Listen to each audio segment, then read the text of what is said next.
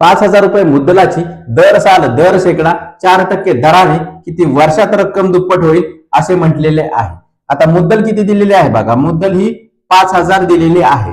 आता त्याच्यावरती तेवढ्याच व्याज होणं गरजेचं आहे, त्यावेळी ती रक्कम काय होणार आहे, त्यावेळी ती रक्कम ही दुप्पट होणार आहे। म्हणजे 5,000 मुद्दलावरती 5,000 जेव्हा व्याज येईल तेव्हा ती रक्कम काय होणार, तेव्हा ती रक्कम दुप्पट होणार। आता सुरुवातीला काय करायचं आहे बघा, सुरुवातीला 5,000 जी मुद्दल आहे त्याची 4% दराने एका वर्षाचं व्याज काढायचं आहे। म्हणून काय केलं, मुद्दल जी आहे ती 5,000 गुणिले 4 भागिले 100। आता याला जर भाग लावला तर या 2 शून्याला हे 2 शून्य गेले, 50 गुणिले 4 आले। म्हणजे काय झाले, 50 गुणिले 4 बरोबर किती आले, 200। हे 200 रुपये आलेले आहे। 200 रुपये हे काय आले, एका वर्षाचं व्याज किती आलं, 200 रुपये आलं।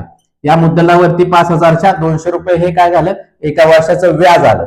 मग आपल्याला व्याजाची रक्कम किती अपेक्षित होणार आहे, 5,000 ही होणे अपेक्षित आहे। मग आपल्याला किती वर्ष लागतील हे काढायचं आहे। 5,000 रक्कम होण्यासाठी किती वर्ष लागतील, म्हणजे कसं करायचं बघा, बरोबर 5,000 हे व्याजाची रक्कम होणे अपेक्षित आहे म्हणून काय केलं, 5,000 भागिले एका वर्षाचं व्याज किती आहे, 200 रुपये। आता याला जर भाग लावला, या 2 शून्याला हे 2 शून्य गेले आणि बे 1 बे आणि बे 25 50 किंवा 25 दुने 50।